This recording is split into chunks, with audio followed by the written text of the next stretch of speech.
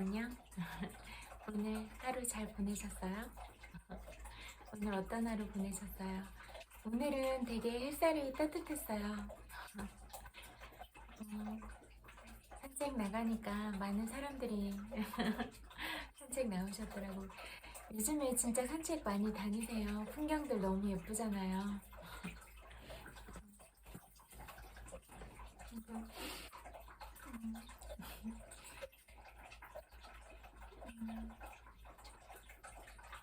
요즘에 진짜 이런저런 생각들을 많이 해보게 되는데요. 오늘은 이런 얘기 해보고 싶어요. 어, 전 세상이, 온 세상이 진짜 보랏빛 물결이잖아요. 그러면 우리는, 그런데, 다른, 뭐, 미국이나 다른 나라들은 좀 그런 성에 대한 부분들이 표현을 하는 게 자연스럽잖아요. 그렇게 음지에 묻혀져 있지 않고 그냥 이렇게 밝은 세상에 이렇게 노출이 돼 있어서 오히려 어떤 친구들끼리도 그런 사랑을 나누는 그런 모습들에 대해서 많이 논의가 되잖아요. 토론이 되기도 하고 뭐 언제 뭐 남자친구를 만났고 어떻게 사랑을 했고 뭐 이런 대화들이 자연스럽잖아요. 그렇게 저희 나라도 그렇게 돼야 된다고 생각을 해요. 왜냐하면 이미 세상은 어, 이런 성적인 문화가 많이 정착을 해 있는데 표면으로 드러내는 거는 너무 그렇게 드러내면 안 된다고 그렇게 암암리에 어, 그런 문화들이 성행을 하는 것 같아요. 그러니까 이미 뒤에서는 다 막 그런 문화들이 성행을 하는데 앞에서만 점잖은 척하고 그러니까 너무 이게 뭐라고 할까? 음, 아이러니한 것 같아요. 저는 이렇게까지 성문화가 많이 성행해 있는 줄은 몰랐거든요. 그런데 제가 이렇게 세상을 보니까 이미 많이 그런 상태였어요. 그러면 우리의 그런 성들이 뒤에서 있어야 되는가? 음지화돼 있어야 될 부분인가? 그런 생각이 너무나 많이 드는 거예요. 오히려 건강한 성, 아름다운 성은 필요한 부분이기도 하고 이런 부분들이 밝은 세상으로 왔을 때 우리가 좀 더 자연스럽고 이런 부분들에 대해서도 토론을 할 수 있고 이런 것들이 어, 그렇게 죄의식을 느끼지 않아도 되고 그렇다면 우리가 보이지 않는 부분에서 어떤 사람들이 피해를 겪어야 되거나 너무 뭐 나의 모습을 숨기고 살아야 되거나 그렇지 않아도 되는 거잖아요. 그런데 이미 뒤에서 보이지 않는 면에서는 그런 모습들을 너무나 좋아하고 그러면서 앞에서 드러내는 거는 막 손가락질하고 욕하고 그래.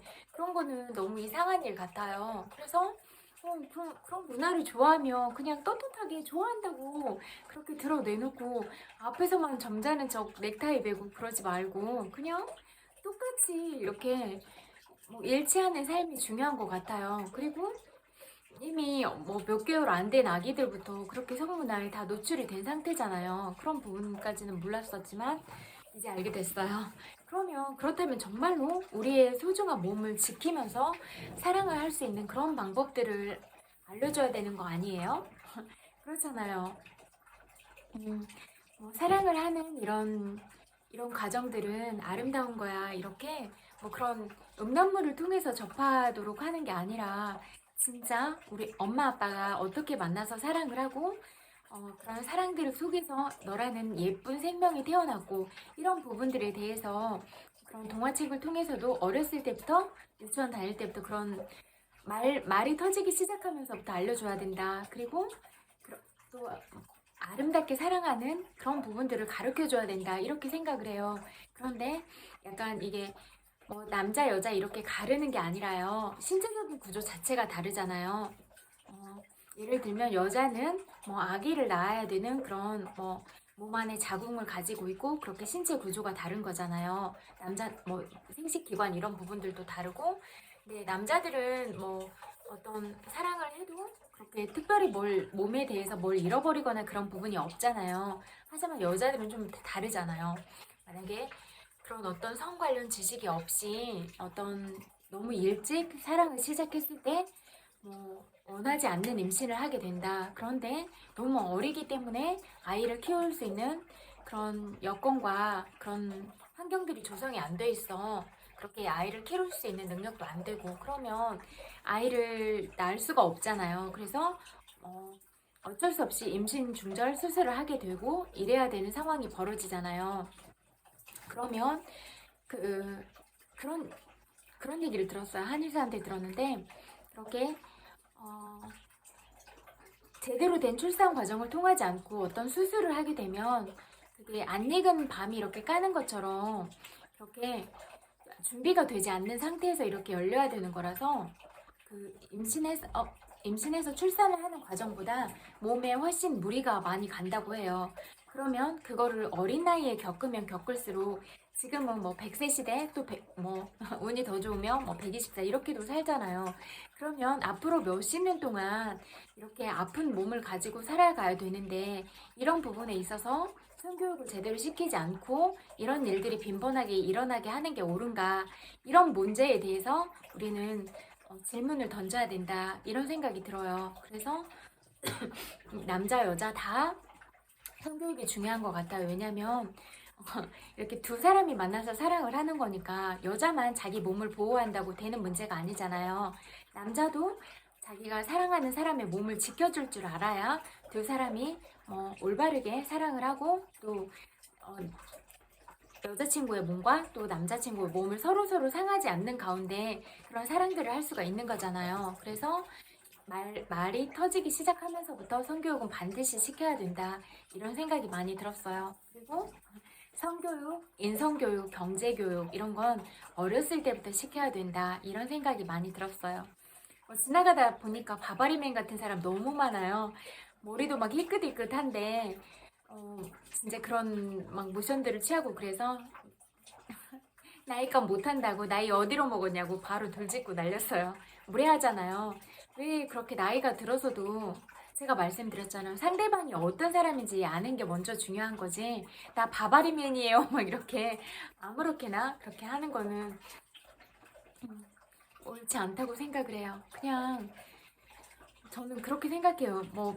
그냥 몸이나 잠이나 그런 것들을 좋아하는 게 아니라 저는 그냥 진짜 제 심장이 뛰고 제 마음이 움직이고 그래야 그게 사랑으로 연결된 그런 과정으로 가는 것 같아요. 그래서 저는 그 마음이 먼저지 몸이 먼저는 아닌 것 같아요. 그러면 그렇게 성향이 다르잖아요. 근데 진짜 그렇게 자유로운 연애를 좋아하고 그냥 몸으로 만나는 걸 좋아하는 사람들도 있잖아요.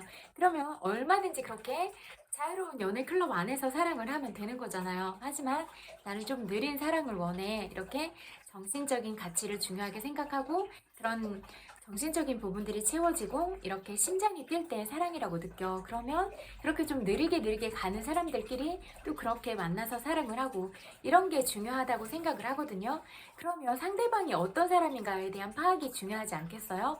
상대방이 어떤 사람인지도 모르고 그냥 무조건 막 몸 열어 젖히면서 나는 바바리맨이야 오케이 막 이렇게 다닐 거예요? 말도 안 된다고 생각해요.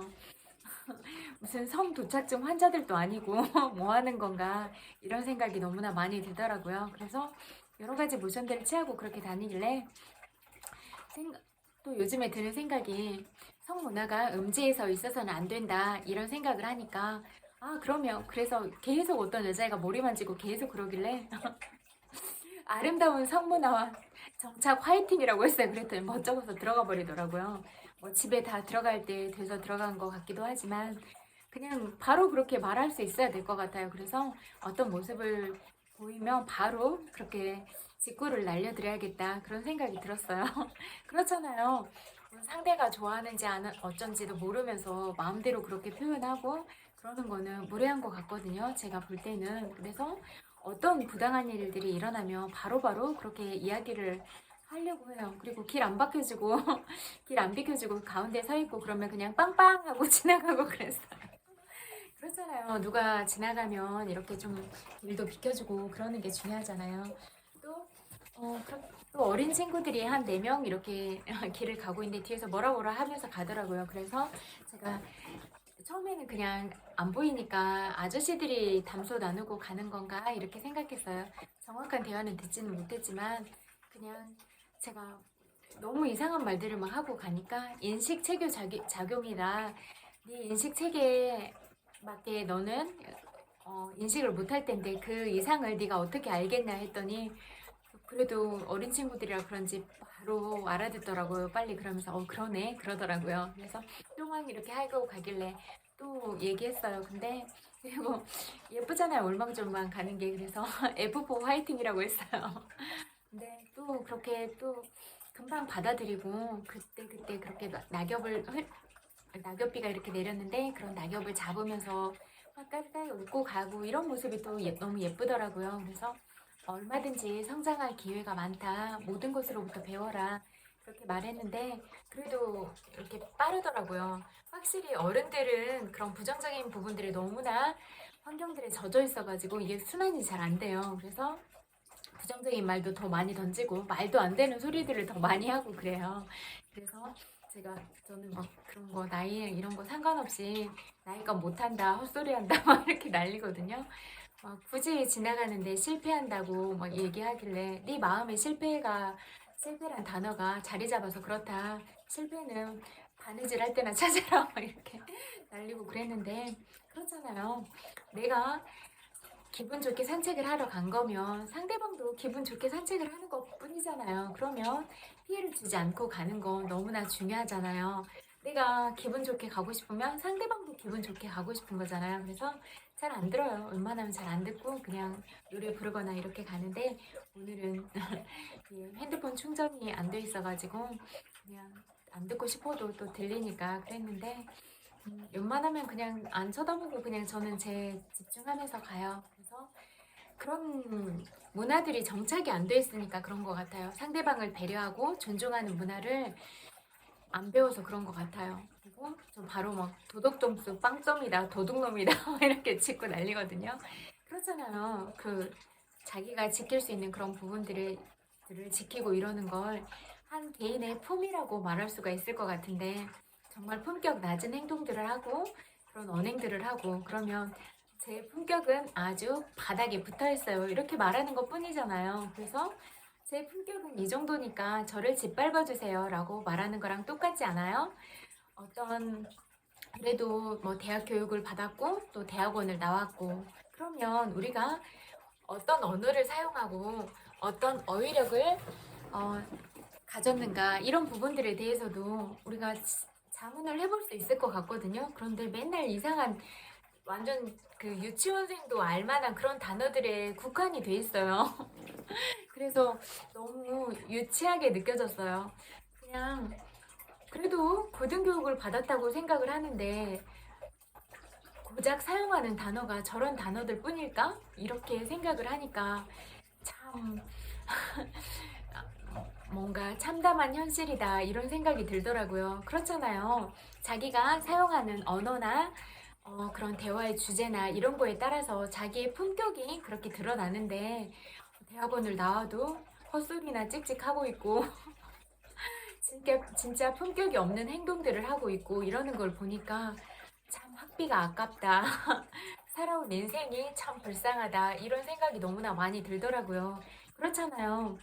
음, 내가 다른 사람을 존중하고 다른 사람을 배려하고 그랬을 때 나의 품격이 올라가고 또 다른 사람들도 저 사람 참 격조 있는 사람이다. 저 사람은 품위가 있다. 이렇게 말할 텐데 내가 막 진짜 무슨 말도 정말로 언어 순화도 하지 않고 진짜 품격 없는 말들을 막 해. 그러면 저 사람 참 품위 없다.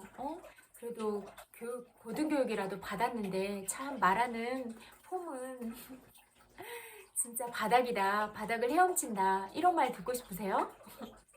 저는 이상하게 어렸을 때부터 좀 말하는 거를 품격 있게 하고 싶었어요. 그래서 유치원 다닐 때 그럴 때부터 그렇게 아나운서 언니들이 세련되게 말하고 그런 게 너무나 좋더라고요. 그래서 말을 예쁘게 해야겠다 그 생각을 어렸을 때부터 가졌어요. 그래서 그리고 제가 내성적이고 그러다 보니까 거의 친구들 얘기를 들어주고 그랬거든요. 그리고 그런 얘기를 다 귀담아 듣고 그런 다음에 고민에 대해서 편지를 써주고 그랬어요. 그래서 친구들이, 제가 조용히 했는데도 친구들이 항상 많이 왔어요.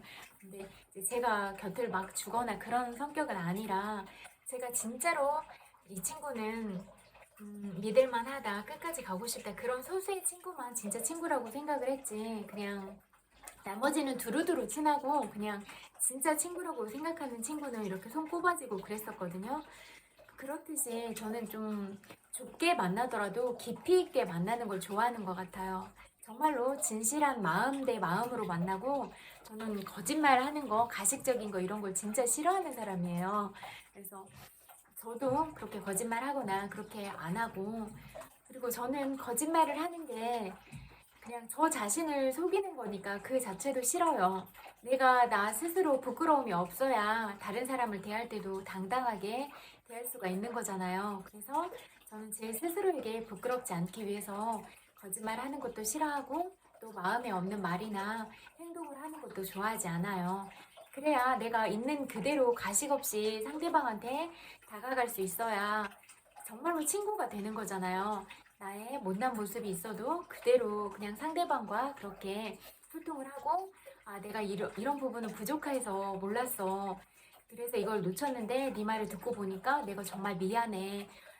내가 의도하진 않았지만 네 마음을 너무 상하게 해서 미안해. 이렇게 사과도 할 줄 알아야 된다. 이렇게 생각을 해요. 그래서 전 아무리 심하게 싸우거나 그런 와중이라도 상대방이 말했을 땐 제가 잘못했다고 생각하면 그 점은 내가 미안하다. 그 점은 내가 잘못했다. 그렇게 바로 얘기하고 그랬어요. 우리는 자기의 잘못을 깨닫는 순간 바로 사과를 해야 된다. 사과를 할 줄 알아야 된다. 이렇게 생각을 해요. 뭐 고집부리고 그러는 게 아니라 자기도 잘못했으면 그 부분을 인정을 하고, 아, 내가 이런 부분은 잘 못했구나. 그러면 다시 이 부분을 바로잡고 올바른 방향으로 가겠다. 이렇게 마음을 다 가다듬고 좋은 방향으로 가기 위해서 그렇게 성장하고 그러는 게 우리가 좀 더 성숙한 마인드를 가진 사람들은 아닐까? 이런 생각이 들더라고요. 그리고 뭐 지금까지 다 대학 다니고 대학원 다니고 그러면서 너무나 많은 시간과 돈들을 투자했잖아요. 그런데 그 정도의 품격은 갖추지 않으면 정말로 우리의 삶이 휘발성이 아닌가? 이런 생각은 해야 되지 않아요? 배우면 그게 실행으로 옮겨져야 그게 진짜 어, 덕, 덕과 지가 행동으로 일치되지 않아요? 그렇게 안과 모든 것들이 일치가 돼야 된다고 생각을 하거든요. 뭐 배운 바는 따로야. 근데 인성은 완전 바닥이야. 그런 것도 말이 안 되잖아요. 그래서 저는 모든 사람들이 이렇게 그래도 배울 만큼 배웠고, 우리나라 사람들은 기본적으로 머리도 좋잖아요. 그러면 어떤 것들로부터 알을 배웠다면 우리가 반드시 실행으로 옮겨야 된다, 이렇게 생각을 해요. 뭐 배운 거 따로, 뭐 실행하는 거 따로 이렇게 하면 무슨 소용이 있어요. 그래서 저는 진짜 지적인 그런 부분에 알을 세우는 것보다 더 중요한 건 인성이다. 인성이 가장 먼저 확립이 돼야 되고, 그 위에 지성이 이렇게 탑처럼 쌓여 있어야 된다, 이렇게 생각을 하거든요. 그리고 뭐 인성도 아니고 지성도 아니고 아무것도 아니면 진짜 엉망진창이라고 생각하고 그래서 모든 부분으로부터 배우는 건 중요하다. 그리고 그런 모든 것들을 배우려면 우리의 마음을 확장시켜 놔야 된다. 그래서 내 마음이 꼬여져 있지 않은가, 그 부분을 확인해야 돼요. 내 마음에 어두움이 있어서 어떤 좋은 것들이 와도 그거를 똑바로 보지 못하고 있는가, 내 마음에 내 지혜가 없어서 다른 것들을 알아보지 못하고 있는가, 그 부분을 직시해야 돼요. 내가 뭐 그나물의 그 밥처럼 자꾸 그런 본능 위주의 사람들만 만나고 있어서 나도 똑같이 그렇게만 행동하고 있는 것들은 아닌가, 이런 거를 점검해봐야 된다고 생각을 해요. 젊은 아기 키우면서 아기 엄마 아빠가 그러고 있는 걸 보면 더 안타까운 생각이 많이 들었어요. 왜냐면 엄마 아빠의 인성이 바로 서 있어야 아이들을 제대로 키울 텐데, 그런 생각이 드니까 너무나 아쉬운 마음이 많이 들더라고요. 아는 단어가 몇 개 없어. 김치통, 주차장, 대파, 뭐 전철, 택시, 이런 게 다야. 왜 그런 단어들만 써요? 이런 단어들이 다야. 무슨 만국의 공통 언어처럼 그런 표현들로 다 쓰고 있더라고요. 그래서 참 아메바처럼 단조롭다, 단세포 동물들인 것 같다 이런 생각이 많이 들었어요. 우리는 그렇게 많은 공부들을 했는데 그런 지식들이나 이런 것들은 다 어디 가고 아는 단어들은 몇 개 없는가 그런 생각이 드니까 참 그렇더라고요. 그리고 여러분의 품격은 여러분이 사용하는 언어, 대화 주제에 있어요. 여러분은 좀 품격이 있으신 사람인가요? 그리고 밝은 사람인가요? 다른 사람이 잘 된 일에 진심으로 축하하고 그렇게 마음 안에서도 사심이나 가식 없이 그렇게 행동을 할 수 있는 사람인가요? 그런 부분을 물어보세요. 정말로 나한테 물어봐야 될 질문들은 그런 부분이라고 생각을 하거든요. 여러분은 어떤 사람이세요? 다른 사람이 잘 된 걸 진심으로 축하하고 배아파하지 않고 질투하지 않고 그렇게 하고 있으세요? 아니면 부러움이나 질투가 너무 많아서 잘 된 일은 꼭 어떻게 해서라도 비난하고 싶어 하세요. 그리고 실제적으로도 그런 행동들, 말들을 하고 계시진 않으세요? 그런 부분들을 체크하세요. 그래야 우리가 더 좋은 방향으로 갈 수 있고, 그리고 행복은 다른 사람의 생활이나 행동 패턴대로 관찰하고 외부로 관심을 쏟는 데서 오는 게 아니라 내 마음에서 행복을 발견하는 게 가장 중요한 것 같거든요. 내가 어떨 때 행복하지? 내가 좋아하는 것들은 뭐지? 그런 것들을 자꾸 찾아가야 내 내면에서 진짜 그렇게 행복한 게 솟아오를 수가 있다고 생각을 해요. 그런데 계속 아름다운 풍경 보러 가가지고도 괜히 그런 자기 머리가 맑지가 않으니까 계속 이상한 짓 하고 다니는 거예요. 그래서 그런 걸 보면 네가 살아온 날도 알만하다. 그리고 현재 네가 처해 있는 삶도 알만하다. 그런 생각이 들더라고요. 어린 친구들도 뇌세포가 파괴됐구나 이렇게 느끼는 사람들도 많고 눈동자가 반짝거리지 않아요. 그래서 동태처럼 생겨가지고 흐리멍텅하게 다니고 그런 사람들도 많이 봤거든요. 총기가 없다 그런 생각도 많이 들고 표정을 보면 알아요. 이렇게 특히 뭐 사랑을 많이 받은 아이들은 보니까 그 표정 자체가 웃는 얼굴이에요. 그래서 이렇게 생글생글 잘 웃고 그랬고 또 너무 그런 어떤 어려움을 많이 겪었거나 행복한 일이 없는 분들은 그런 얼굴이 엄청 굳어져 있었어요. 그리고 웃는다고 해도 그 웃음소리가 허공에 날리는 웃음을 하는데 공허해요. 웃음 자체가. 진짜 신나서 웃는 웃음소리랑 그냥 공허한 웃음을 허공에 날리는 거랑은 웃음소리 자체가 다르거든요. 그런데 그런 웃음을 들어봐도 알 수 있고 말투를 들어봐도 알 수가 있어요.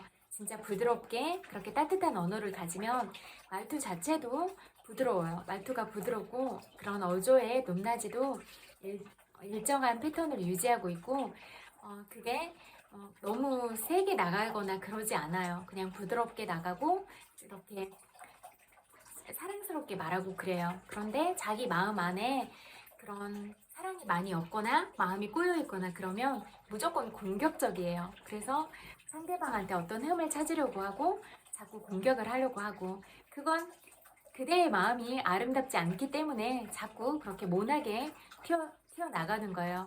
모난 돌이 정을 가장 많이 맞는다고 하죠. 그래서 꽁꽁 많이 맞는 거예요. 여러분의 마음을 살펴보세요.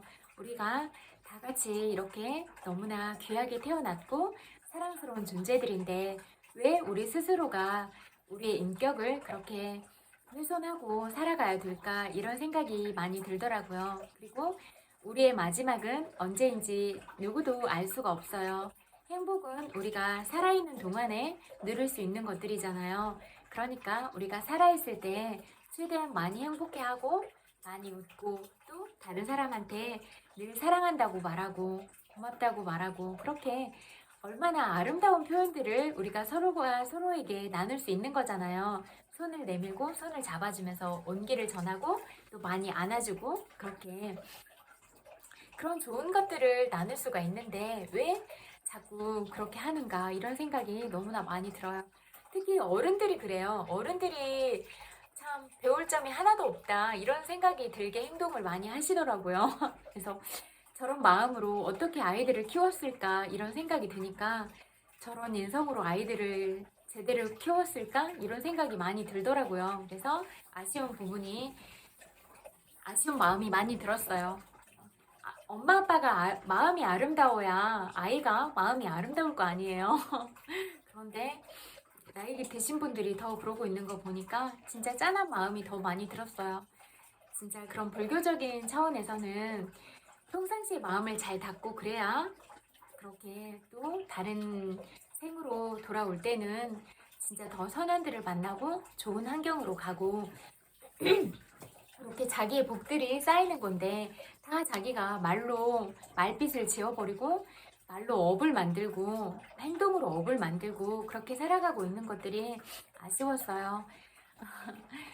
진짜 임종 그 딱 순간에 가가지고 마음을 딱 바꾸기는 쉽지가 않아요. 그러니까 평상시 마음을 늘 따뜻하게 하고 늘 사랑을 품고 그렇게 아름다운 생각들을 해야 얼굴 빛이 맑아지고 눈빛이 맑아지고 그리고 지혜로워져요. 그런데 자꾸 마음으로 어두운 것들을 채우고 그러니까 이 낯빛 자체가 죽어 있고 눈에 생기가 하나도 없어요. 동태눈처럼 그렇게 다녀요. 눈빛이 반짝반짝 거려야 그 사람이 영특한 거거든요. 눈빛에 총기가 있어야 영리해요. 그런데 흐리멍텅하게 다니는 거예요. 다 봤더니. 그래서 안타까운 생각이 많이 들었어요. 이왕이면 진짜 우리가 가진 자산, 그 자산들을 충분히 활용하고 늘 배우려고 하고 좀 눈빛도 반짝반짝 하면서 총기 있게 살아가고 이런 게 너무나 중요하지 않겠어요? 그런데 왜 꼭 그렇게 다른 사람한테 그렇게 깎아내리려고 하고 질투하고 여러분의 마음에 질투하는 마음이 숨어 있어서 그래요. 나는 저 사람이랑 늘 비교를 하니까 그래요. 내가 저 사람보다 부족하다. 그러니까 자꾸 깎아내리고 싶고 내 자신이 자존감이 높고 당당하면 뭐 100사람이 욕해도 신경 쓰지 않아요. 저 사람 나를 모르네. 나는 그런 사람이 아닌데 나를 잘 알지도 못하면서 욕 짓거리고 있네. 너 짓거려라. 하지만 네 욕은 나한테 절대로 영향을 미칠 수 없을 것이다. 이렇게 하고 갈 수 있거든요. 저는 제가 저를 알지도 못하는 사람이 욕하면 네가 보는 눈이 그 정도구나 이런 생각을 해요. 왜냐하면 저에 대해서 알지도 못하잖아요. 저희 가족도 저를 알지도 못하고 어쩔 때는 제가 모르는 저도 있고 또 다른 사람들을 통해서 발견하는 제가 있기도 하거든요. 그러면 나 자신도 나를 모르는데 네가 나를 어떻게 알겠냐? 네가 나를 뭘 안다고 그렇게 짓거리냐? 이런 생각을 하면 그냥 씩 웃게 되더라고요. 그래서 어떤 모습을 다 해도 그냥 씩 웃어줘요. 그러면 되게 멋쩍어 하면서 지나가요. 어떻게 해보려고 했는데 안 되니까. 근데 당연하죠. 제가 이미 귀하고 소중한 사람인 걸 아는데 그런 욕으로 제가 흔들릴 필요가 없다는 걸 이미 알아요. 그리고 저는 저랑 여러분을 같은 사람이라고 생각을 하거든요. 그리고 제가 소중하고 가치 있는 사람이듯이 여러분 한 분 한 분이 저한테는 다 소중하고 가치 있고 귀한 존재들이에요. 그래서 저는 제가 싫어하는 걸 여러분들한테도 안 해요. 왜냐면 제가 그런 마음을 가졌고 여러분도 그런 마음을 가졌는데 저는 저를 귀하게 여기기 때문에 여러분도 귀하게 여기고 그렇게 함부로 대하고 싶지가 않은 거예요. 그래서 늘 존중하는 마음으로 대해주고 싶고 늘 사랑스러운 마음으로 대해주고 싶은 거예요. 그렇게 나를 소중히 여기고 여러분도 소중히 여기고 저는 그런 마음과 태도로 여러분들을 대하고 싶고 그리고 늘 진심으로 대하고 싶고 그런 것 같아요. 우리가 가장 순수하게 만날 수 있어야 된다 이렇게 생각을 하거든요. 그래서 저는 진짜 제가 잘 모르는 건 사심없이 물어봐요. 그리고 진짜 욕하려고 하는 게 아니라 이런 부분은 좀 생각해 봐야 될 문제가 아닌가? 제가 무식해서 잘 몰라서 그러는데 이 부분은 이렇게 되고 있는 것 같은데 어떻게 생각하세요? 제가 몰라서 그러는데 답을 좀 주시겠어요? 이렇게 말하는 거예요. 그런 거 모르는데 모른다고 말하고 알려달라고 할 수 있는 거잖아요. 그래서 또 알게 되면 나의 무식함이 채워졌다 이렇게 생각하면 되는 거잖아요. 그래서 또 제가 모르는 그런 지혜들을 나눠주시면 정말로 감사하다 이렇게 생각하면 되는 거잖아요. 그리고 우리는 그 어떤 곳에서도 배워야 되잖아요. 어린아이한테도 배우고 뭐 동물들한테도 배우고 뭐 식물들이나 이런 부분들을 통해서 또 성찰을 하면서 깨달음을 얻기도 하고 뭐 자연에서 또 다른 풍경들을 보면서 스치는 좋은 생각들이 있으면 그런 것들을 잡아서 또 더 좋은 방향으로 가고 이렇게 점점 좋은 방향으로 가려고 해야 자기의 발전이 있고 그게 성장으로 가고 자기가 스스로 성숙해져 가고 그러는 거 아니에요? 좀 우리가 나이를 먹고 그럴수록 좀 더 품격 있고 좀 품위가 있었으면 좋겠다. 덕이 있고 지혜로웠으면 좋겠다. 그리고 좀 마음그릇이 커서 다른 사람들도 좀 포용하고 이렇게 할 수 있도록 좀 그렇게 온 우주를 담을 수도 있는 그런 마음을 가졌으면 좋겠다. 이런 생각들이 많이 들더라고요. 여러분은 마음그릇이 어떠세요? 간장종질만 한 건 아니세요? 그리고 다 알아듣는 그런 것들 하고 막 청소하는 척 막 하고 가고 그렇게 하면 머리 청소, 마음 청소도 해라 이렇게 하면 그냥 들어가 버려요. 그리고 담배 막 뻐끔뻐끔 피고 그러면 맑은 공기도 마시고 폐암도 조심하고 그러면 또 가버려요. 그렇잖아요.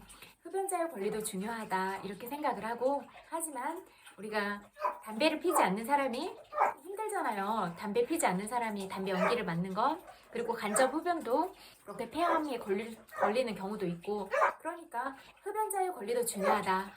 그러나 비흡연자의 권리도 중요하다 이렇게 생각을 하거든요.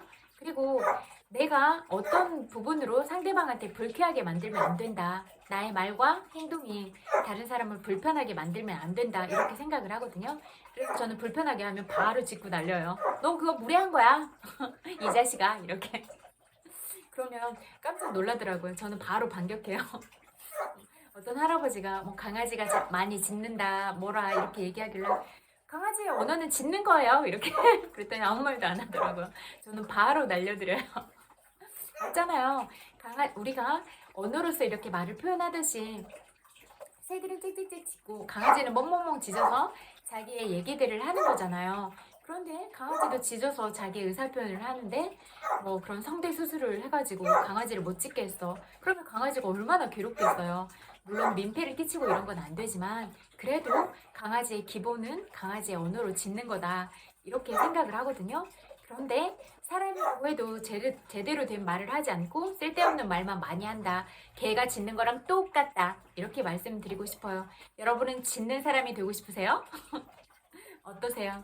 우리가 짖는 사람이 되지 않고 좀 품격 있게 말하고 교양 있게 말하고 그랬으면 좋겠네요. 여러분 생각은 어떠신가요? 우리는 다 말하는 걸 보면 알 수가 있잖아요. 아, 저 사람 참 우아하다. 그리고 마음의 깊이나 이런 것들도 굉장히 깊고 또 늘 선한 마음을 가지고 또 사람들과 좋은 것들을 나누려고 그렇게 하는구나. 그런 모습들을 다 알 수가 있어요. 우리는 그런 진심들은 다 느껴지기 때문에 그런 사람들이 많은 사랑을 받게 되고 그러는 거예요. 그러니까 자기 마음이 깨끗하지 못하면 다른 사람의 그런 깨끗함을 볼 수가 없어요. 그리고 자기 마음이 사랑스럽지 못하다면 다른 사람의 사랑스러움을 절대로 발견할 수가 없을 거예요.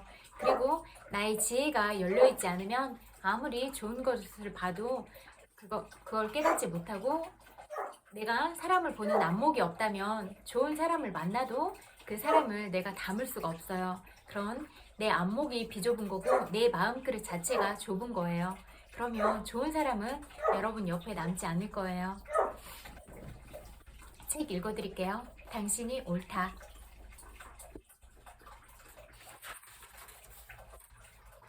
누구나 한결같이 공감받고 공감하며 살길 원하면서도 막상 그렇게 살기 힘든 건 공감까지 가는 길목에서 여러 허들을 만나기 때문이다. 그 허들을 잘 넘어야 마침내 공감에 도달할 수 있다. 그토록 원하는 공감받고 공감하는 삶을 살기 위해선 허들의 실체를 알아야 한다. 대표적인 허들이 감정에 대한 통념이다. 역할에 충실한 관계란 모름지기 주부란 아내란 엄마란 며느리란 이러이러해야 한다. 모름지기 가장이란 아빠란 아들이란 사위란 이러이러해야 한다는 집단 사고에 충실한 삶이다. 그렇게 정해진 게 어디 있어요? 정해진 틀은 없는 것 같아요. 역할놀이 중인 삶이다. 이런 삶, 이런 관계 속에서 상대가 누군지, 나는 어떤 존재인지 알 수 없는 건 당연하다. 내 심리적 S라인이 드러나지 않는 삶이다. 사랑하는 사람과 살면서 한 번도 그 속살을 본 적이 없는 삶이다. 공감 실전. 어떻게 그 한 사람이 될 수 있을까? 진심으로 궁금해야 질문이 나온다. 공감 워크숍 중에 40대 여성 참가자의 편지를 받았다. 자기 속마음이 뭔지 잘 모르는 것 같아서. 잠깐만요. 강아지가 안아달라. 이리 와. 어머.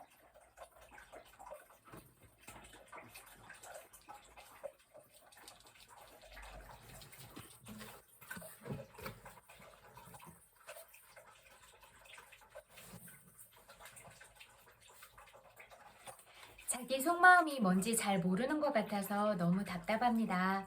앞에서 그 마음을 어디까지 공감해야 하는 건지 지친다는 생각을 할 때가 많습니다. 제 아들 얘기입니다.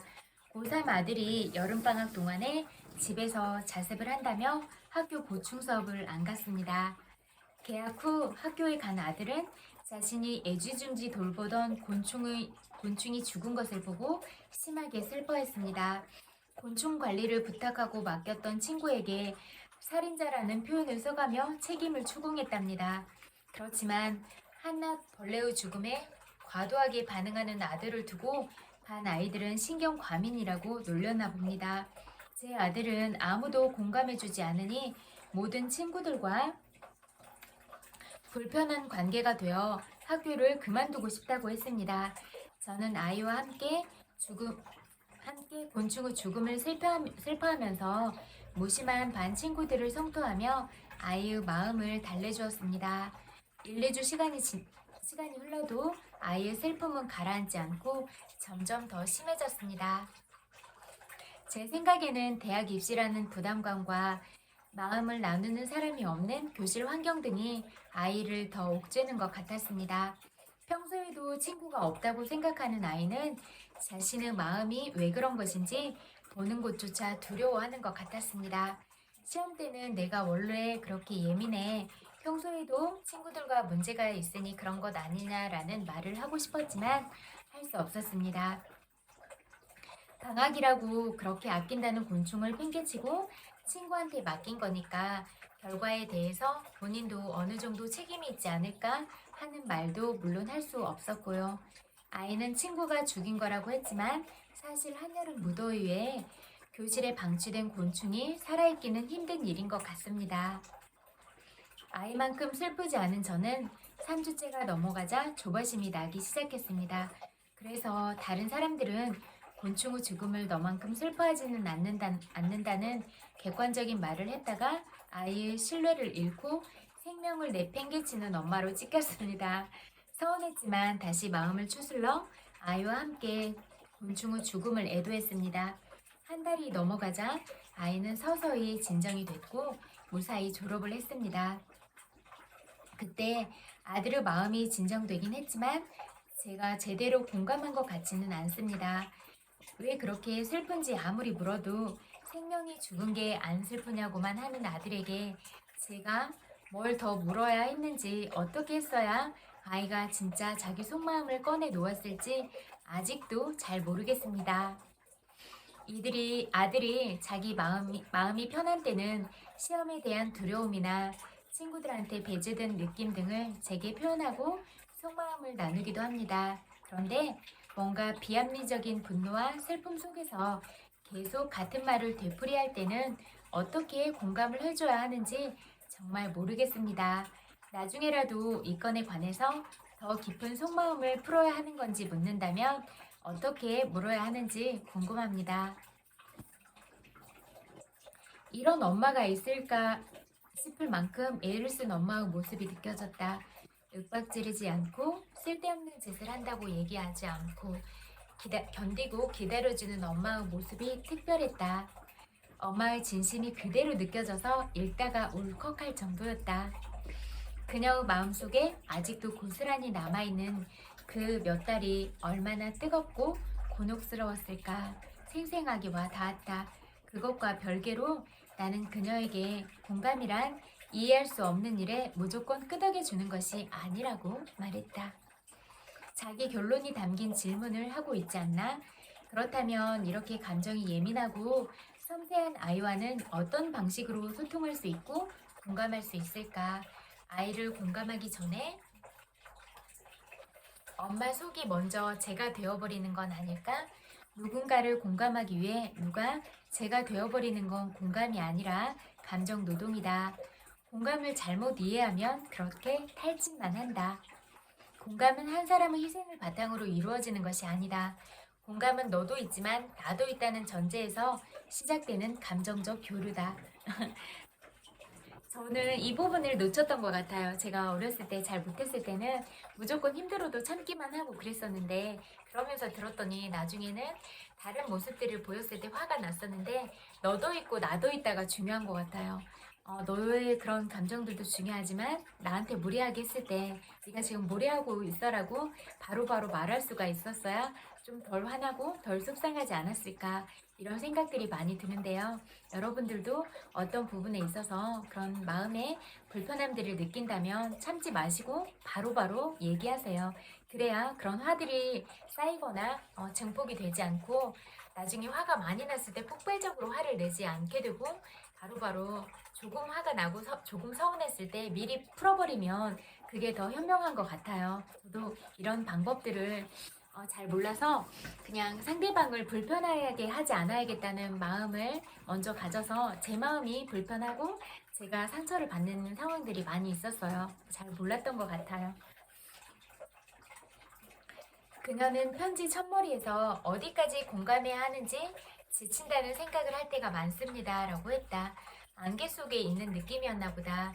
자신은 탈진할 만큼 애를 써가며 씨름을 하는데 아이의 마음이나 상태, 상황이 딱히 손에 잡히지 않고 이해가 되지 않으니 안개 속에서 갇힌 사람처럼 막막한 상태라고 느껴질 수밖에. 잘 모를 때는 아는 척 끄덕끄덕 하지 말고 더 물어야 한다. 이해되지 않는 걸 수용하고 공감하려 애쓰는 건 공감에 대한 강박이지 공감이 아니다. 에너지 소모만 엄청나다. 계속 그렇게 버티기는 어렵다. 본인이 이해할 수 없는 일을 무슨 수로 공감하나? 그런데 엄마가 아이에게 물어볼 생각을 하지 못했던 이유가 있었던 것 같다. 그녀는 대학 입시라는 부담감, 마음을 나누는 사람이 없는 교실 환경 등이 아이를 더 옥죄는 것 같았는데 평소에도 친구가 없다고 생각하는 아이는 자신의 마음이 왜 그런 것인지 보는 것조차 두려워하는 것 같았습니다. 라고 진단했다. 엄마는 아들이 그렇게 까탈을 부리는 이유가 입시에 대한 부담과 친구가 제대로 없는 학교 생활 등에 있다며 이미 판단을 내리고 있는 것이다. 아이에게 물어보지 않은 것이 물어볼 필요가 없다고 생각해서일지 모른다. 이 사태에 대한 엄마로서 진단이 이미 내려진 상태다. 사람을 판단하면 안 되는 것 같아요. 모르는데 판단하면 안 되고 진짜 물어보고 질문을 던져야 되는 것 같아요. 그래서 내가 그 사람을 알기 위해서 노력을 했나? 이 부분이 중요한 것 같아요. 공감을 이끌어내는 질문을 잘 습득하게 되면 적절한 질문을 던질 것 같지만 실제로 그렇게 되지 않는다. 공감에 대한 관념적이고 이론적 공부가 일상에 적용되지 않는 것도 그래서다. 적절한 질문을 몰라서 못하는 게 아니다. 궁금해야 질문이 나온다. 궁금하려면 내가 내린 진단과 판단이 전부가 아닐 수 있다는 생각을 틈이 있어야 한다. 내 판단과 생각도 있지만 아들의 마음과 판단도 별개로 있다. 아들의 생각과 마음도 있다는 것을 인정해야 내 안에 아들 몫의 틈이 생긴다.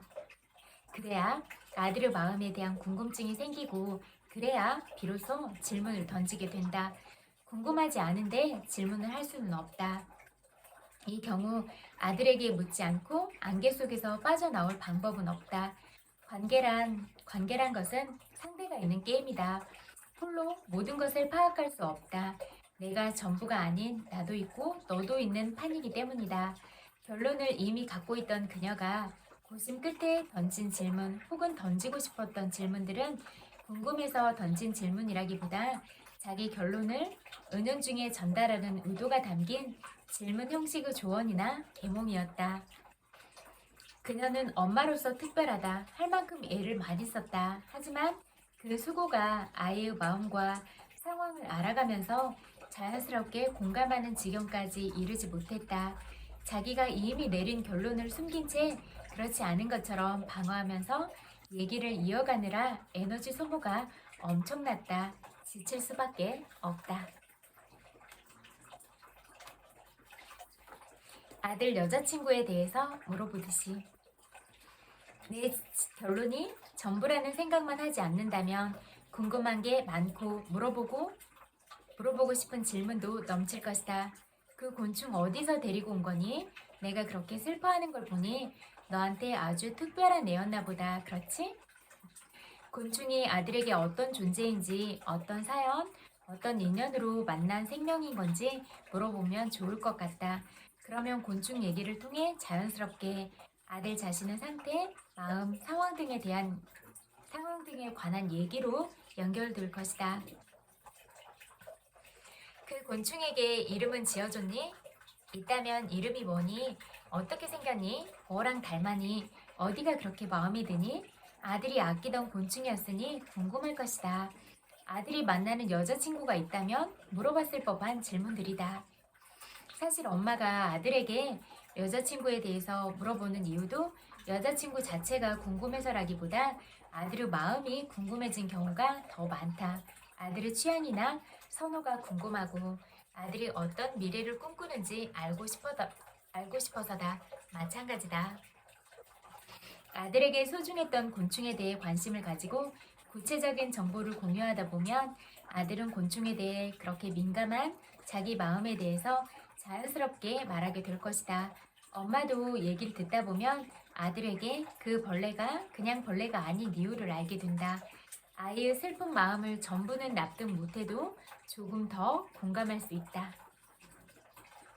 너한테 그런 애였구나. 그랬구나. 그렇게 소중한 얘를 잃은 건데 친구들이 너를 과민이라고 했던 거구나.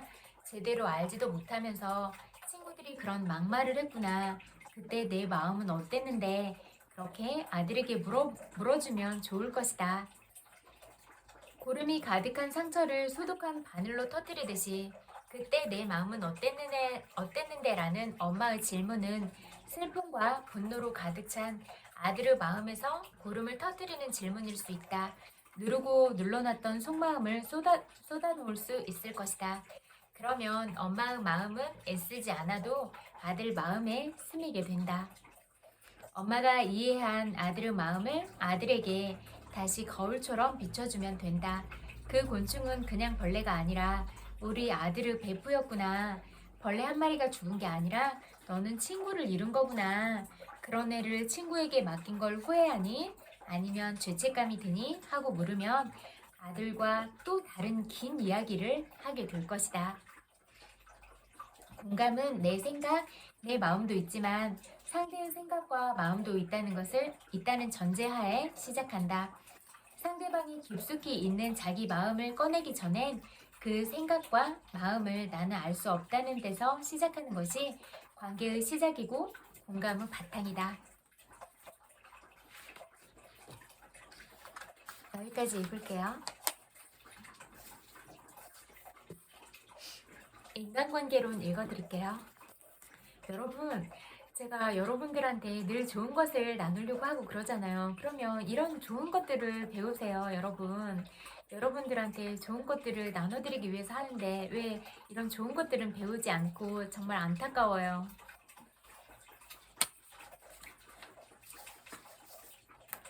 사람들이 당신을 좋아하도록 만드는 6가지 방법. 1. 다른 사람에게 진심으로 관심을 가져라. 2. 웃어라. 3. 상대방의 이름은 그에게 있어서 모든 말 중에서 가장 달콤하고 중요한 말로 들린다는 점을 명심하라. 4. 잘 듣는 사람이 되어라. 다른 사람들이 자신에 대해 이야기하도록 만들어라. 5. 다른 사람의 관심사에 맞춰 이야기하라. 6. 다른 사람으로 하여금 자신이 중요한 사람이라고 느끼게 만들어라. 진심으로 그렇게 행동하라. 진심이 늘 중요하고 가장 중요한 건 경청이다. 사람들을 설득하는 12가지 방법. 논쟁을 피하라. 1차 세계대전이 끝난 지 얼마 지나지 않은 어느 날 밤, 런던에서 나는 귀중한 교훈을 얻었다. 당시 나는 로스 스미스 경의 매니저였다. 로스 경은 호주 사람으로 전쟁 중 팔레스타인 지역에서 공군 조종사로 활약했다. 평화선언이 이루어진 얼마 후 그는 30일 만에 세계의 반을 돌아서 전 세계를 깜짝 놀라게 했다. 그러한 일은 이전에는 꿈도 못 꾸던 것이어서 엄청난 화제를 몰고 왔다. 호주 정부는 5만 달러를 내놓았고 영국왕은 그를 기사로 임명했다. 한동안 그는 영국에서 가장 유명한 사람이었다. 대영 제국의 린드버그라고 할 만한 사람이었다. 어느 날 밤 로스경을 위한 면회에 갔다. 저녁을 먹는 중 옆에 앉은 사람이 유명한 경구 인간이 계획할지라도 최종 결정을 내리는 것은 신이다와 관련된 재미있는 이야기를 했다. 그 재미있는 이야기를 꺼낸 사람은 그 말이 성경에 있는 말이라고 했다. 틀렸다. 나는 알고 있었다. 확실히 알고 있었다. 내가 옳다는 데는 의심의 여지가 전혀 없었다. 그래서 내가 스스로 중요한 사람이라는 느낌도 갖고 내가 우월한 사람이라는 걸 보여주고 싶기도 해서 그가 요청하지도 않고 반겨주지도 않았는데 굳이 나서서 그 오류를 고쳐주려고 작정했다. 그는 자신의 입장을 고수했다. 뭐라고? 셰익스피어였다고? 그럴 리 없어. 말도 안 돼. 그 말은 성경에서 나온 거야. 난 알고 있다니까. 이 사람은 내 오른쪽에 앉아 있었고 왼쪽에는 내 오랜 친구 프랭크 게몬드가 앉아 있었다. 게몬드 씨는 몇 년에 걸쳐 셰익스피어를 연구했던 사람이다. 그래서 그 이야기꾼과 나는 이 문제를 게몬드 씨에게 판정해달라고 하는데 동의했다. 게몬드 씨는 이야기를 듣고 식탁 아래에서 나에게 발길질을 한번 하고는 말했다. 데일, 내가 틀렸어. 이 신사문이 오라 성경 말씀이야. 그날 밤 집으로 오는 길에 나는 게몬드 씨에게 말했다. 프랭크, 그 말을 셰익스피어가 썼다는 건 너도 알잖아. 그럼 물론이지. 그는 대답했다. 햄릿 5만 2장이지. 하지만 데일, 우리 즐거운 연회에 손님으로 간 거잖아. 왜 그 사람이 틀렸다는 걸 증명해야 해? 그러면 그 사람이 널 좋아할까? 그냥 체면을 살려주면 좋잖아. 그 사람은 내 의견을 묻지도 않았어. 원치도 않았고, 그런데 왜 그런 사람과 논쟁을 해? 예리한 칼날은 피하고 보는 법이야. 예리한 칼날을 피하고 보라. 이 말을 한 사람은 지금은 가고 없지만 그가 가르쳐준 교훈은 계속 남아있다. 정말 필요했던 교훈이었다. 나는 당시 못 말리는 논쟁의 달인이었다. 어릴 때 나는 형과 은하수 아래에 있는 모든 것에 대해 논쟁했다. 대학에 가서는 논리학과 논증을 공부했고 토론 대회에 나가기도 했다. 나는 미주리에서 태어났고 거기에서 그렇게 배웠다. 목 아픈 것 같아. 목이 갈라지는 것 같아. 나중에는 뉴욕에서 토론과 논증을 가르쳤다. 이야기하기도 창피한 말이지만 한때는 그 주제로 책을 한 권 써볼까 생각도 했었다. 이후로 나는 수도 없이 많은 논쟁을 귀 기울여 듣기도 하고 비판도 하고 거기에 참여도 하고. 잠깐만요. 사탕 하나 먹어야겠다.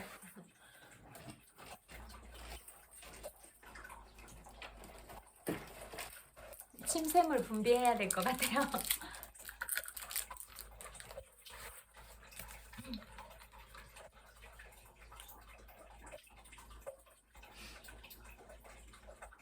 그 결과 내가 도달한 결론은 다음과 같다. 논쟁에서 이기는 방법은 세상에 단 하나밖에 없다. 바로 논쟁을 피하는 것이다. 방울뱀을 피하듯 지진을 피하듯 논쟁을 피하라. 제가 얼마 전에 산책하다가 작은 뱀 발견했거든요. 여러분 산책하실 때 주의하세요. 혹시 뱀이나 이런 거 있을 수도 있으니까. 깜짝 놀랐어요. 전 뱀은 징그러워요.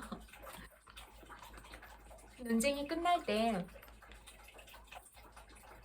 논쟁을 벌이던 사람 중에 열의 9은 자신이 절대 옳다는 확신을 더욱 굳힌 상태가 된다. 논쟁은 이길 수 없다. 논쟁에 지면 진 것이고 이긴다고 해도 진 것이다. 왜냐고? 글쎄, 다른 사람에게 승리를 거두고 그 주장에 구멍을 숭숭 뚫어놓고 그가 제정신이 아니라는 걸 증명한다고 하자. 그래서 어쩌겠다는 건가? 기분이 좋을 수는 있겠다. 하지만 상대방은 어떤가? 당신은 상대방이 열등감을 느끼게 만들었다. 그의 자존심에 상처를 주었다. 그 사람은 당신의 승리에 분개하리라. 자신의 의지에 반해 설득당한 사람은 자신의 생각을 바꾸지 않는다. 그래서 진짜 잔소리는 진짜 쓸데없는 것 같기도 해요. 진심으로 그렇게 듣지 않으니까. 펜 상호생명보험사는 판매원들에게 분명한 지침을 내렸다. 절대 논쟁하지 말라. 진정한 판매의 기술은 논쟁이 아니다. 논쟁과는 조금이라도 닮은 데가 없다. 사람의 마음을 그런 식으로 바뀌지 않는다. 예를 들어보자. 몇 년 전 패트릭 제이 오헤어라는 대단히 논쟁을 즐기는 아일랜드 사람이 내 수업에 들어온 적이 있다. 그는 제대로 교육을 받지 못한 사람이었는데 정말 언쟁을 좋아했다. 그가 내 수업을 왔던 이유는 한때 다른 사람의 차를 몰다가 트럭을 팔기 시작했는데 거기서 그다지 재미를 보지 못했기 때문이었다. 몇 개의 질문만으로도 나는 그가 물건을 사려는 사람들과 끝없이 논쟁을 벌이며 그 사람들을 적으로 만들고 있다는 사실을 알아냈다. 오해어는 화를 내고 으르렁거렸다. 당시엔 논쟁에서 이기는 경우가 많았다. 나중에 그는 내게 말했다. 저는 흔히 어떤 사람은 사무실을 나오며 이렇게 말하곤 했어요. 저 친구에게 제대로 말해준 거야. 물론 제가 논쟁에서 이길 수는 있어요. 하지만 물건은 하나도 팔지 못했죠. 패트릭 제이 오헤어에게 말하는 법을 가르치는 게 문제가 아니었다. 그때 내게 주어진 당장의 과제는 그가 말하고 싶어도 참고 언쟁을 피하도록 가르치는 것이었다. 오헤어 씨는 지금은 뉴욕 화이트 자동차 회사 최고 판매원이다. 어떻게 그렇게 되었을까? 오헤어 자신의 말로 들어보기로 하자. 제가 구매자의 사무실로 찾아가면 그는 말합니다. 뭐라고요? 화이트 트럭이라고요? 별로예요. 공짜로 준다고 해도 안 가져요. 저는 후지트 트럭을 사려고 해요. 그러면 저는 말하죠. 고객님 들어보세요. 그것도 좋은 트럭이죠. 그것을 사시겠다면 잘 선택하신 거예요. 후지트 트럭을 만드는 회사도 훌륭하고 파는 사람들도 훌륭하죠. 그러면 상대방은 말문이 막혀요. 논쟁의 여지가 없어졌기 때문이죠. 그 사람이 후지트 트럭이 최고라고 말했는데 정말 제가 그렇다고 해버리면 그 사람은 더 말할 게 없어요. 그날 오후 내내 그 차가 최고요라는 말만 되뇌일 수는 없죠. 제가 이미 동의한 마당이에요. 그럼 우리는 후지트 트럭이라는 주제에서 벗어날 수 있고 저는 화이트 트럭이 가진 많은 장점들에 대해 이야기를 할 수 있어요. 상대방과의 생각 차이가 저를 흥분하게 만들었던 때도 있었죠. 저는 후지트 트럭에 대해 비난하면서 이야기를 시작하곤 했어요. 하지만 제가 후지트 트럭에 대해 비난하면 할수록 상대방이 그 차를 살 가능성은 높아만 가고 상대방이 저와 논쟁을 하면 할수록 그가 제 경쟁사의 제품을 살 가능성은 더 커지더라고요. 이제 돌이켜보면 어떻게 제가 물건을 팔 수 있었는지 모르겠어요. 저는 논쟁하고 말다툼하느라 제 삶의 몇 년을 잃었어요. 이제는 입을 닫고 살죠. 그 편이 남는 게 훨씬 많아요. 쓸데없는 말은 안 하는 게 좋아요. 그냥 입을 다물고 그냥 벙어리처럼 있는 게 차라리 나아요. 현명한 사람이었던 벤저민 프랭클린은 이렇게 말하곤 했다. 논쟁하고 지지 않으려고 애쓰고 반박을 하며 때로는 승리를 얻을 수도 있다. 하지만 상대의 호의를 얻지 못한다면 그것은 공허한 승리에 불과하다. 여러분이 다른 사람을 함부로 하면 다른 사람 마음을 얻지 못할 거예요. 그러니 스스로 판단하라. 무엇을 원하는가? 학문적이고 극단적인 승리를 원하는가? 아니면 다른 사람의 호의를 원하는가? 둘 다 얻을 수 있는 경우란 많지 않다. 보스턴 트렌트 크립티즈에 한때 다음과 같은 기사가 실린 적이 있다. 여기에 윌리엄 제이의 시신이 묻혀있다. 그는 자신이 옳다고 생각하는 대로 살았다. 그는 옳았다. 정말 옳았다. 그가 살았을 때는 하지만 이제 그는 죽었고 그는 틀렸다. 당신은 오를 수 있다. 당신이 주장을 펼치는 동안은 정말 오를 수 있다. 하지만 다른 사람의 마음을 바꾸는 문제라면 당신은 옳고 그름은 아무 소용이 없다. 우드로 윌슨 내각의 재무장관이었던 윌리엄 G. 메카두는 정신없이 정치에 몸담은 결과 논쟁으로는 어떤 무지한 사람도 이길 수 없다는 사실을 깨달았다고 말했다. 무지한 사람이라고? 메카두 씨는 점잖게 말했다. 내 경험에 따르면 말다툼으로 생각을 바꿀 수 있는 사람은 세상에 없다. 지능 지수와는 아무런 상관이 없다. 예를 들어보자. 세무사 프레더릭 S. 파슨스는 1시간도 넘게 정부 세금 사정관과 언쟁을 벌이고 있었다. 관건은 $9,000였다. 파슨스 씨는 이 $9,000는 받아야 할 채권 중 퇴수 불능 상태가 된 대송금이므로 과세 대상이 될 수 없다고 주장했다. 대송금이라니 세상에, 사정관이 받아쳤다. 과세 대상이에요. 그 세금 사정관은 냉정하고 거만하고 고집이 센 사람이었습니다. 파슨스 씨는 수업 시간에 이야기했다. 그에게는 논리적인 말도 통하지 않았고 사실을 말해봐야 소용없었습니다. 언쟁하면 할수록 그는 더욱 완고한 입장을 고수했죠. 그래서 저는 논쟁을 피하고 화제를 바꾸고 그를 인정해주기로 마음먹었습니다. 저는 말했죠. 제 생각에 이건 당신이 반드시 해야 하는 정말 중요하고 어려운 결정에 비하면 그저 사소한 문제 같습니다. 저도 세금에 대해 공부한 사람입니다. 하지만 저는 모든 걸 그저 책으로만 배웠죠. 당신은 경험이라는 최전선에서 그걸 배우셨고요. 저도 때론 당신과 같은 일을 합니다. 정말 배울 게 많을 것 같습니다. 제가 한 말은 모두 진심이었습니다. 그러자 사정관은 자세를 고쳐 앉았다. 등을 뒤에 기대고 자신의 일에 대해 느긋하게 이야기하더라고요. 자신이 찾아낸 교묘한 사기 사건 같은 것들을 제게 말해주었습니다. 그 오전은 조금씩 친근하게 바뀌었고 얼마 안 가서는 제게 자기 아들에 대한 이야기를 하고 있었습니다. 제 사무실을 나가면서 제 문제를 좀 더 생각해 보겠다고 하고 며칠 후에 결정한 내용을 알려주겠다고 했습니다. 사흘 후에 사무실에 찾아와서는 소득 신고는 제가 신청했던 그대로 진행하기로 결정했다고 알려주더군요. 이 세금 사정관은 사람들에게서 가장 쉽게 목격할 수 있는 연약함을 드러내고 있다. 그는 자신이 중요한 사람이라는 느낌을 원했다.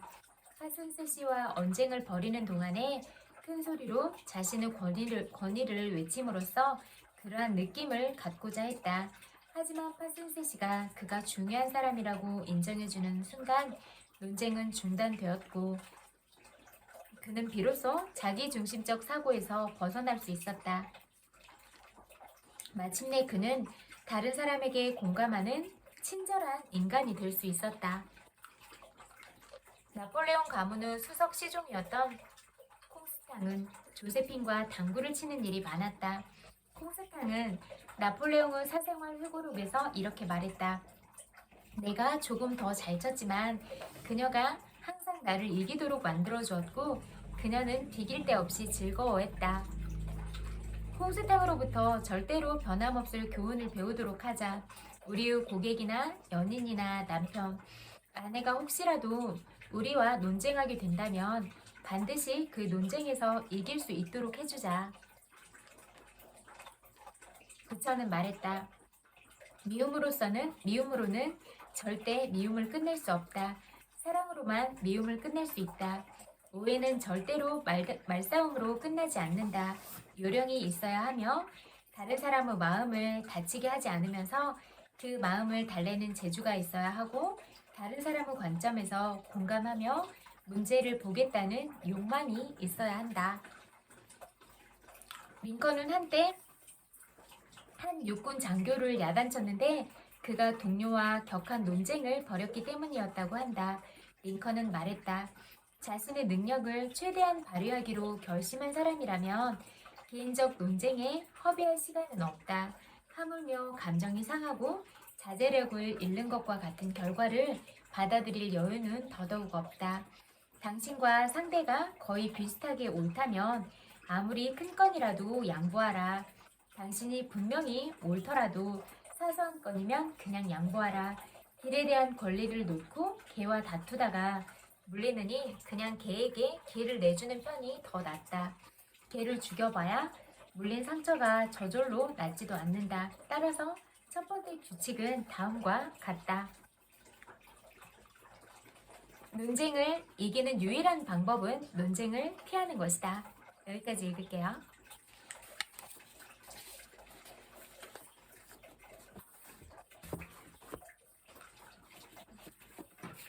세 군데 읽어드릴게요.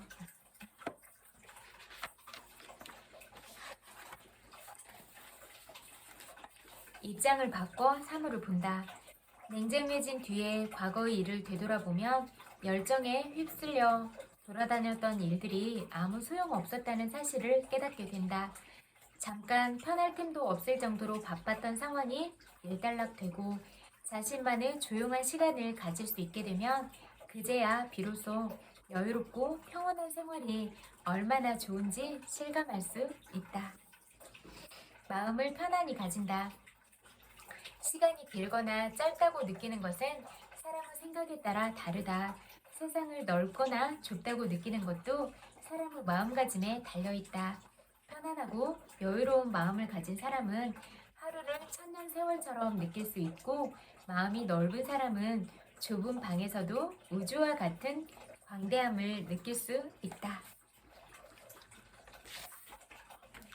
사회생활 속에서 깨닫는다.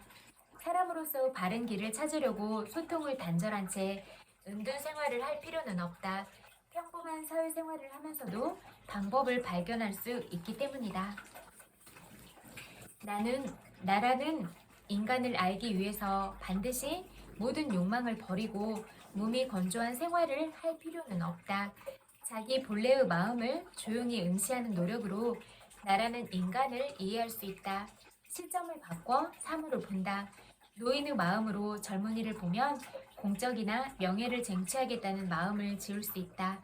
가난한 마음으로 호화로운 생활을 바라보면 사치를 쫓는 마음을 끊어버릴 수 있다. 성공이 있으면 실패가 있고 삶이 있으면 죽음이 있다. 성공 뒤에는 반드시 실패가 있다는 사실을 알고 있다면 무슨 일이 있어도 성공하겠다는 의지는 시들해질 것이다. 목숨이 있는 것은 반드시 죽는다는 사실을 알고 있다면 오래 살고 싶다면 몸부림칠 필요도 없어진다. 속세에 살면서 속세를 초월한다. 불교에서 말하는 진정한 공허란 아무것도 없다는 뜻의 무를 의미하는 게 아니다.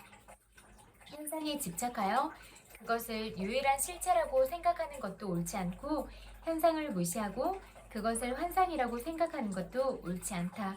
그럼 부처는 어떻게 말하고 있을까? 속세에 살면서 속세를 초월해야 한다. 무력에 얽매이는 것도 고통이고 무력을 끊는 것도 고통이다. 모두 각자의 수행에 달린 문제다. 속세를 살아가면서 진리를 발견한다. 황금은 광석을 녹이고 다듬지 않으면 손에 넣을 수 없고 원석을 가공하지 않으면 보석도 손에 넣을 수 없다. 진리도 덧없는 세상을 살아가면서 보이는 법이다. 풍류를 느끼는 마음도 마찬가지다. 술잔을 기울이며 대화를 나누다가 사물의 이치를 깨닫는 경험을 통해서도 알 수 있는 일이지만 풍류를 느끼는 마음 또한 속세를 살아가면서만 얻을 수 있다. 만물의 본질은 같다는 사실을 깨닫는다. 우주에 존재하는 모든 사물의 현상이나 인간관계의 다양한 감정, 시시각각 벌어지는 다양한 사건들은 제각각 달라 보인다. 그러나 세상의 이치를 깨달은 달인에게는 모든 것이 똑같게만 보인다. 만물은 모두 본질적으로 같아서 구별이나 선별이 필요 없다.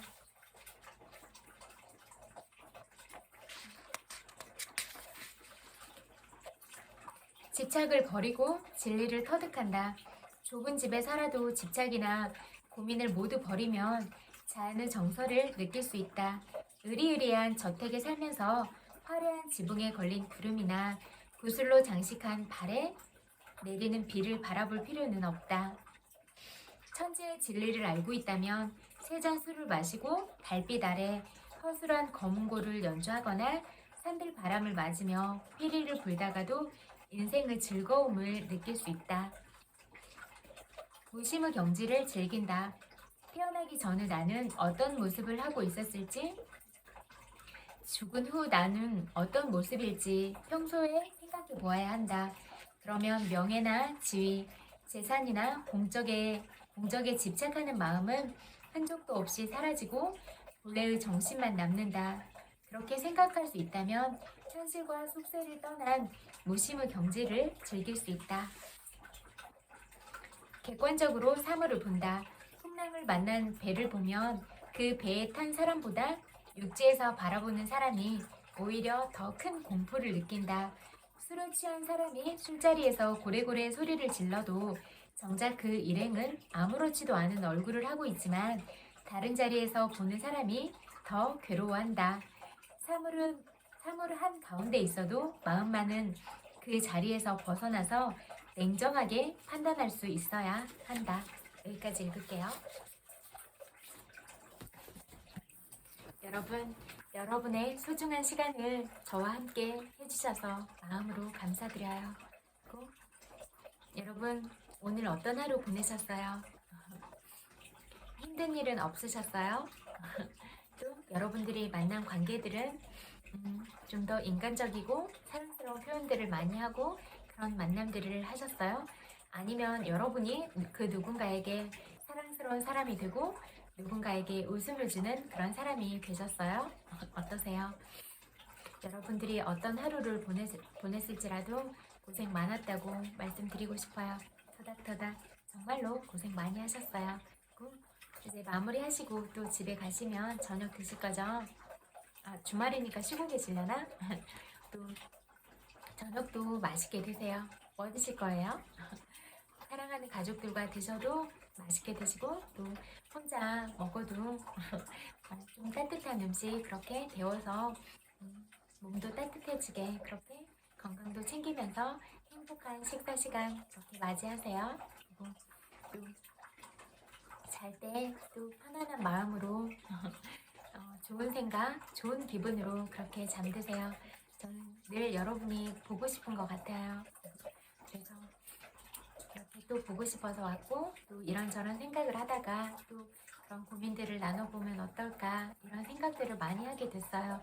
우리의 성문화들이 이렇게 반드시 밝은 곳으로 와서 이렇게 아름다운 문화들로 미국이나 그런 나라들처럼 이렇게 자리 잡아갈 수 있었으면 좋겠어요. 그리고 이런 부분들은 저와 여러분들이 다 같이 노력을 하고 아름다운 성을 그렇게 유지하기 위해서 그렇게 또 서로가 서로를 다치지 않고 그런 아름다운 성 문화를 정착해 나갈 수 있는 방법들은 어디에 있을 것인가 이 부분에 대해서 여러분의 지혜를 저와 함께 나눠주시면 감사하겠어요. 이렇게 제가 많이 부족한 부분들에 있어서 여러분들이 많이 채워주시고 그러면 좋을 것 같아요. 저는 늘 배우려고 하고 늘 성장하려고 하고 그렇게 갈게요. 그리고 또 제가 생각하는 부분들에 대해서 이런 건 생각해보는 게 어때요? 라고 또 그런 질문들을 던지고 어떤 가치관이나 그런 부분들이 있어서 또 이런 방향으로 가면 좋겠다라고 생각하는 점들이 있으면 여러분들과 함께 나누고 논의하면서 또 여러분이 더 좋은 안들을 주시면 그렇게 그런 부분들을 또 잡고 하면서 그렇게 갈게요. 우리의 각자 한 명의 그런 다양성들이 존중이 되고 어떤 얘기를 해도 네 의견이 옳다. 그리고 어떤 생각을 하고 있더라도 네 생각이 옳고 너의 모든 감정이 소중하고 옳다. 이렇게 우리가 모든 사람의 그런 개개인의 특성들을 인정하고 존중해주고 이런 세상으로 갔으면 좋겠어요. 여러분 생각은 어떠세요? 엄청 많이 사랑해요. 불만 번, 100만 번 볼뽀뽀도 보내드릴게요. 남은 시간도 행복하세요. 안녕.